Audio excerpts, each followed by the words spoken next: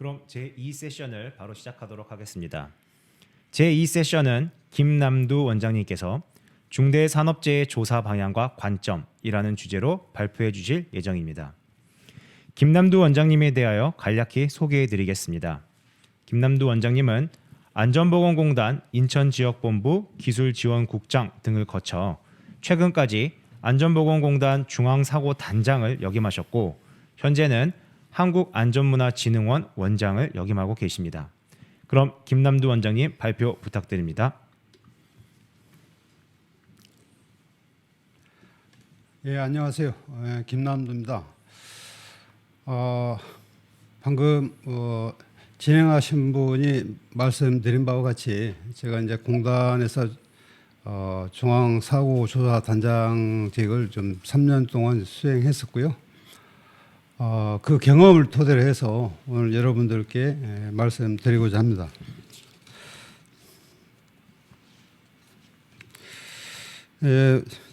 목차는 중대재해 인지 및 대응 체계에서부터 중대재해 사례 소개하는 순서로 말씀드리겠습니다.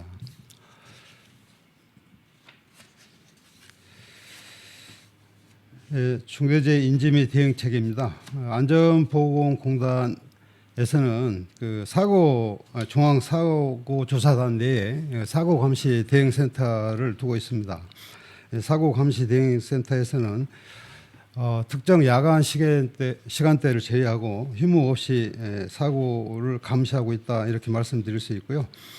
그 어떤 감시의 근간은 그 NDMS 국가 재난 관리 시스템을 통해서 그 사고를 인지하고 전파하고 있는데요. NDMS는 119 구급 구조 정보를 근간으로 이렇게 하고 있습니다. 더불어서 인터넷이라든가 방송 뉴스 또한 그 119에서 체크되지 못한 이런 사고에 대해서는 저희 일선기관의 재직보를 통해서 저희들이 감시를 하고 있고 저희들이 우측편에 그 사고 전파라는 내용으로 해서 해당 기관이나 일선기관 이런 데 전파를 하고 있는 그런 체계를 가지고 있습니다. 그 다음에 그 중대재해 조사 방향과 관점인데요. 공단에서 주로 이제 중대재해 조사 방향과 관점에 대해서는 크게 이제 두 가지로 이제 볼 수 있는데요. 무슨 일이 발생했는지에 대한 그 인베스티게이트 조사하는 거고요. 이 부분에서는 주로 그 직접 원인, 그러니까 뭐 다이렉트 코즈라고도 하고요, 이미디에이트 코즈라고도 합니다. 산업법 주로 위반 사항을 중심으로 해서 이게 조사하게 되는 겁니다. 그래서 무슨 일이 사건이 어떻게 발생됐는지 이런 부분에 대해 중점을 두고 조사하는 부분이고 대부분 이 내용을 중심으로 해서 관련 어떤 그 수사기관에서 내사지 건의를 하고 있는 그런 실정입니다. 두 번째로 저희들이 이제 집중하고 있는 부분은요, 왜 그와 같은 사고가 발생했느냐라는 부분이죠. 그래서 어떤 그 이 직접 원인을 유발한 어떤 촉발한 기여 요인들, 그 다음에 개선된다면 예방이 가능한 그 근본 원인 이런 것들을 도출하기 위해서 저희들이 그 선진 사고조사 분석 기법이라든가 이런 것들을 동원해서 조사를 하고 있고요. 아무래도 이런 어떤 기여 요인이라든가 근본 원인이 결국은 중처법의 어떤 그 사조나 동법 시행령 4조 5조와의 어떤 인과관계를 규명하는 데 도움이 되지 않을까 이런 생각을 하고 있습니다.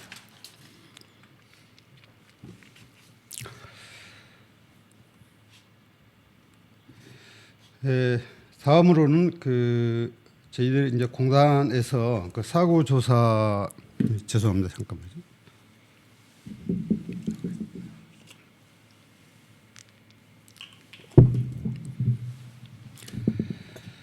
사고 조사 분석 시에 사용하고 있는 그 제임스 리슨의 그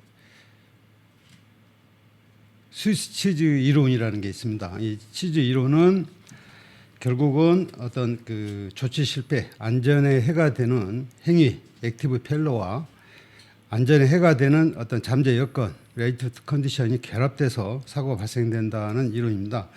그리고 왼쪽의 그림을 보시면 어떤 위해 위험 요소가 있고, 그걸 통해서 이제 보호해야 될 어떤 그 인명과 재산이 있지 않겠습니까? 그 사이에 이제 여러 가지 다양한 물리적, 관리적, 행정적 이런 방호벽을 이렇게 쌓게 되는데요.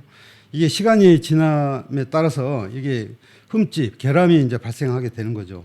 이 결함은 때에 따라서는 옮겨 다니기도 하고 없어졌다 하기도 하고 줄어들었다 크기도 합니다. 즉 결함은 크기가 수시로 운전자가 어떻게 행위하느냐에 따라서 이게 변동이 된다는 이런 얘기고요. 결국은 사고로 이어질 경우는 결국 이미 조직 내에 이런 잠재된 여건이 이미 마련된 상태에서 어떤 최일선에 있는 근로자의 어떤 그 오류나 위반 이런 걸로 인해서 사고가 발생된다. 그래서 이 어떤 스위치즈 이론은 조직이 사고에 기여하는 정도를 파악하는 데 그 목적을 두고 흔히들 이 툴을 이제 많이 사용하고 있는 실정입니다. 그 정부 규제자나 그 제작자, 설계자 그리고 조직 관리자가 전략적으로 내린 의사결정, 이를테면 뭐 설계 변경을 지시한다든가 공기 단축을 지시한다든가 이와 같이 전략적으로 내린 의사결정도 하나의 사고의 잠재 여건으로 인식을 하고 있습니다.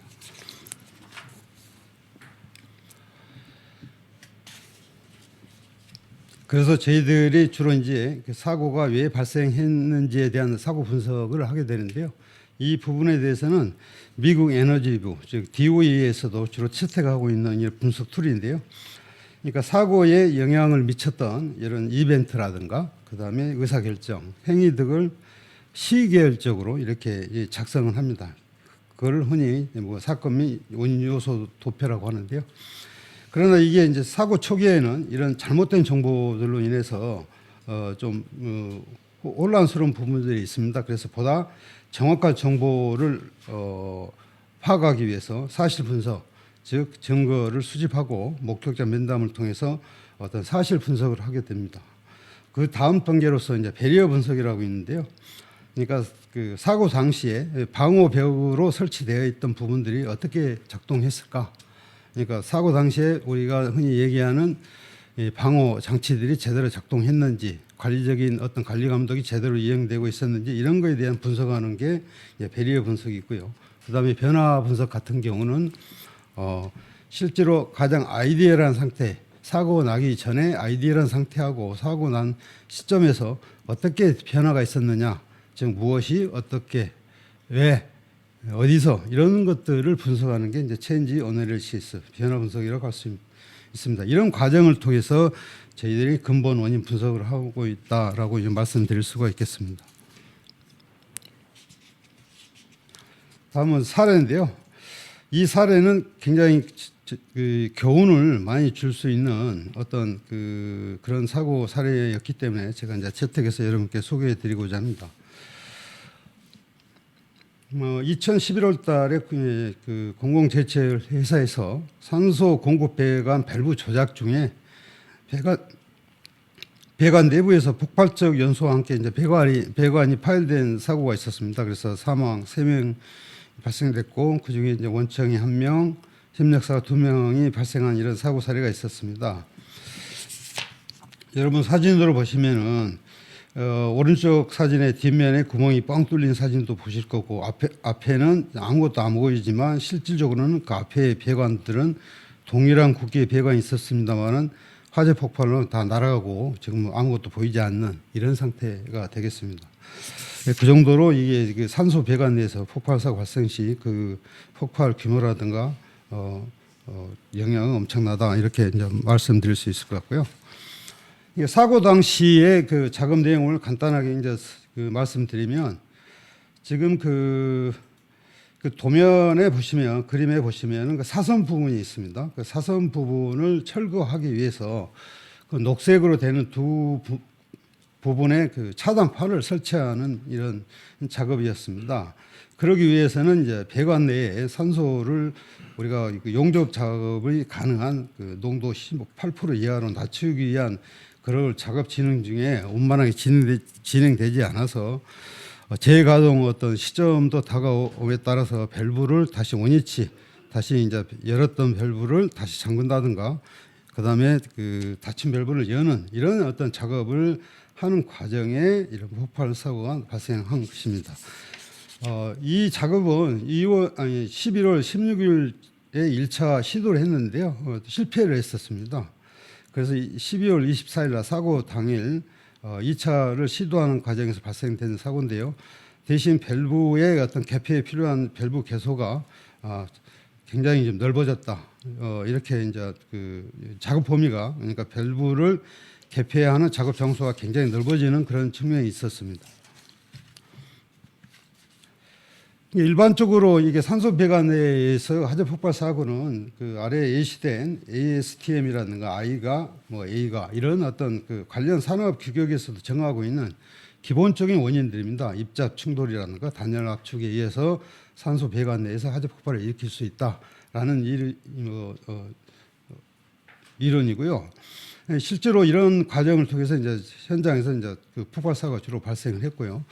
그다음에 이런 산소 공장을 가지고 있는 그 사업장에서는 그 구성원들이 기본적으로 알고 있는 지식이라고 하면은 오른쪽에 약 두 가지를 말씀드릴 수 있을 것 같은데요. 고순도 고압 산소 조건에서 극미량의 가해물도 화재 폭발을 일으킬 수 있다. 즉 산소 농도가 높아지게 되면은 연소 속도가 굉장히 빨라지는다는 어떤 특성이 있다. 라는 부분들을 분명히 좀 인식하고 알고 있어야 될 그런 지식 기술이 아닌가 싶고요. 두 번째는 실제로 그 이런 그 배관 내에 그 배관의 그 어떤 그 유속 흐름을 방해하는 밸브라든가 엘보 이런 흐름 방해 요소가 있을 경우는 유속을 25m/s 이하로 제한한다든가 그에 따른 어떤 그 배관의 재질을 선정하도록 이렇게 규정하고 있죠.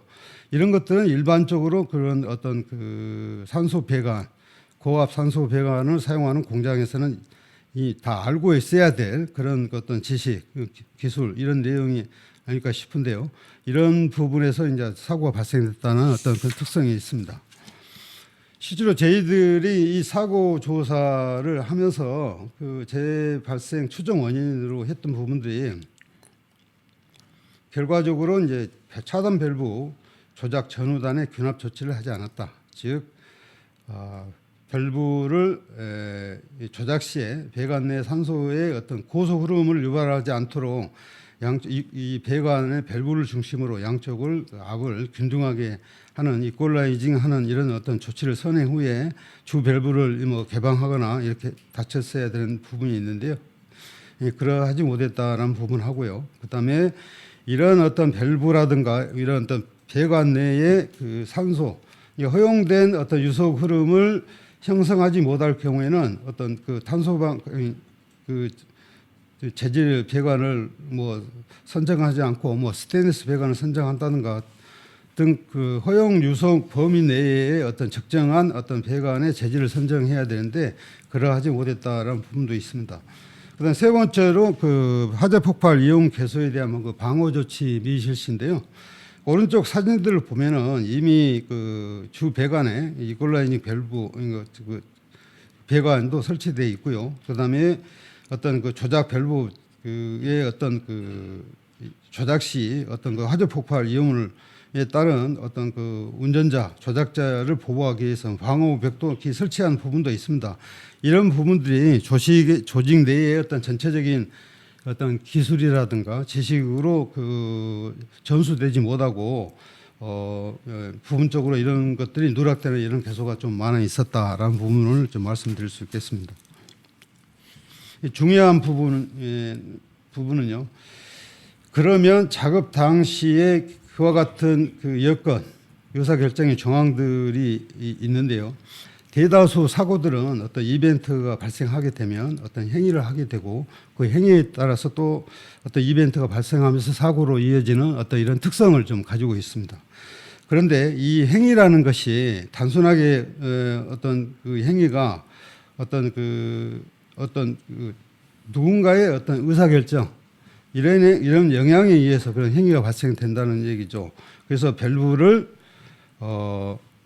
그냥 닫을 것인지 아니면 천천히 동압을 하고 이렇게 하는 상태에서 서서히 천천히 이게 열어야 될지 이런 부분에 대해서는 어떤 누군가의 어떤 정확한 의사결정 이런 것들이 필요한 부분이었는데 당시 어떤 그 정황들을 보면 그 산소 공장에 대한 어떤 이런 운전, 정비 이런 경험들이 많지 않아서 그 상황에 대한 위험 인식이라든가 의사 결정자로서의 역할을 기대하기 좀 어려웠던 이런 부분들이 있고요.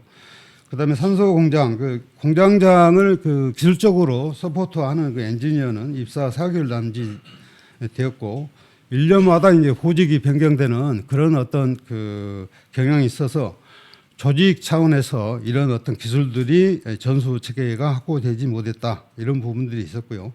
또 산소 배관 밸브 조작은 연간 한 5회 정도가 이제 대부분이었는데 그래서 당일 사고 당시에는 19개의 산소 밸브를 한꺼번에 이제 개폐 작업을 수행했던 것은 처음이었다. 그다음에 코로나19 자가 격리자가 이제 발생되면서 협력업체 작업 인원이 변동이 있었다. 즉 유기 경험자가 5명에서 2명으로 줄어들었고 직영 근로자가 3명이 투입된 이런 변경에서 투입된 어떤 부분이 있었고요. 중요한 거는 작업을 오후 6시 이전까지 완료해야 하는 그 작업 시간 제한이 좀 있었다는 부분이죠. 그래서 이 작업을 서둘러서 마치게 됐던 어떤 부분도 결국은 6시까지는 완료해서 재가동을 해야 되는데 동합을 할 경우에는 시간이 서너 시간씩 지체되는 이런 부분도 있었다. 이런 것들이 사고 당시의 의사결정들의 어떤 정황들이라고 할 수 있습니다.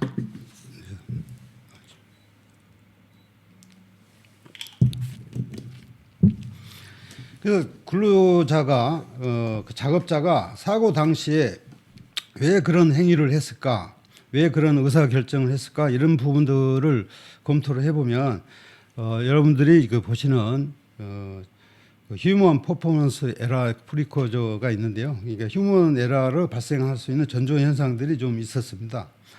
그러니까 서둘러서 작업해야 될 어떤 이런 어떤 부분들, 타임 프레셔, 즉 6시까지는 작업을 완료해야 되는 어떤 그런 일정을 가지고 있었고요. 그 다음에 여러 가지 그 작업에 대해서 이제 미숙련공, 익숙하지 않는 일들을 경험하는 이런 사람들이 있었고요. 그 지식이 좀 부족했다라든가 이런 부분들이 이미 그 어떤 작업 과정 중에 그런 부분들이 이미 내포되어 있었다 이런 부분이죠. 그래서 그 부분이 가장 중요했던 부분들이 그래서 의사결정자의 어떤 역할이 굉장히 중요했던 부분인데 그런 것들을 간과한 나머지 이런 사고로 이어졌던 이런 부분들이 있다는 말씀을 드립니다. 그래서 저희들이 이 사고의 이제 가장 근본 원인은 결국은 실제로 이 사고 당시에는 작업 그 회사에서 정해진 작업 지침이라든가 작업 표준을 충분히 준수한 상태에서 작업을 진행했던 것으로 이제 파악은 되었습니다. 그러나 문제는 작업 표준 작성이라든가 개정 과정에서 산소 밸브의 조작 관련 위험성을 도출하는 데 실패한 부분이 있다. 즉 조작하는 과정에서 이런 위험이 있으니까 어떻게 해야 된다라는 부분들이 지침이나 표준에 반영이 돼 있어야 되는데 그런 부분들이 충분히 반영되어 있지 못한 어떤 그런 부분이 있었고요.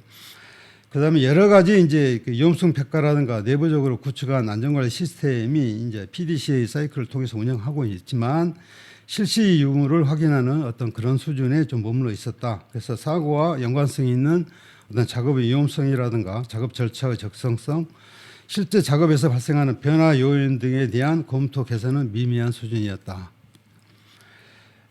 그래서 저희들이 이제 근본 원인을 추정했던 부분이 작업 표준 검토라든가 위험성 평가, 변화 요인 어떤 이런 관리를 등을 적절하게 수행할 수 있는 이런 스텝이라든가 라인이 안전 역량이 좀 부족했다.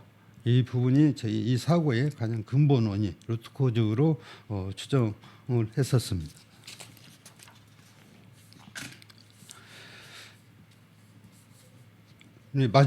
마지막입니다. 그 엑시맵이라고 해서 라스무센이 제안한 그 사고조사 기법인데요.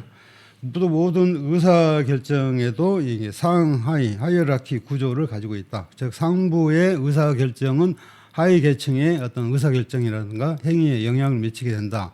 즉 근로자는 상부의 즉 그 어떤 의사결정이라든가 이런 행위에 의해서 영향을 받을 수밖에 없다라는 부분이고요. 실제로 옆에 이제 그림은 그 김용균 씨 어떤 사고가 발생했던 어떤 그 과정을 제 나름대로 이 엑시맵의 어떤 그 이론에 근거해서 제가 이제 분석을 해본 건데요.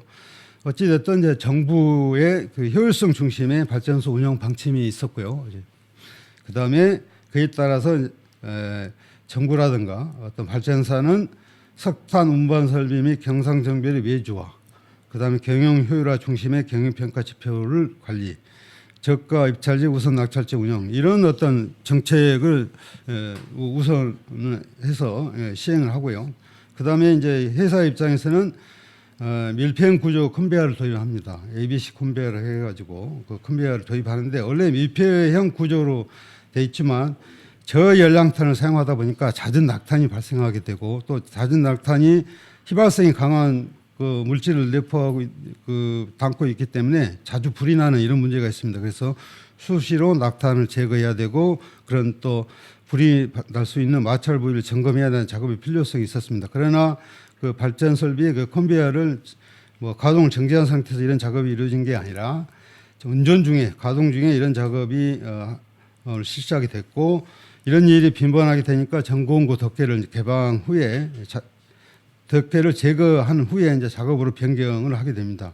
따라서 낙탄 발생의 마찰 부위의 그 야간의 순찰을 통해서 점검 부위 촬영을 통해서 이제 그 관리 감독자한테 보고를 하게 되고 규정은 2인 1조로 되어 있지만 실행은 단독 작업으로 시행했다. 따라서 이 작업들은 미숙련 근로자의 위험 작업을 배치를 했고 결국은 밀폐형 구조로 설계되다 보니 그 작업 공간이 협소할 수밖에 없었고 조도가 미설치된 어떤 상태에서 손전등을 사용해서 어떤 마찰 부위라든가 이런 부분을 근접 촬영한 어떤 그 결과 결국은 그 말리는 이런 사고가 발생됐다라고 저희들은 이제 하이러키의 어떤 그 의사결정 구조를 엑시맵의 어떤 프로세스에 맞춰서 한번 좀 분석을 해본 툴이 되겠습니다. 그래서 어떤 최고 의사 결정자라든가 이런 결정자의 의사 결정은 결국 사고에 어떤 직간접적으로 영향을 미친다. 그로 인해서 근로자의 어떤 요즘의 어떤 사고의 어떤 그 이론은 결국은 근로자의 휴먼 에러는 어떤 그 사고의 어떤 원인이 아니라 어떤 영향이다. 조직의 이런 결함 요인들에 의한 영향으로 이렇게 보는 게 일반적인 시각이라고 할 수가 있겠습니다. 간단 하나만 제 어떤 사고 사례에 대해서 이 정도로 마치도록 하겠습니다.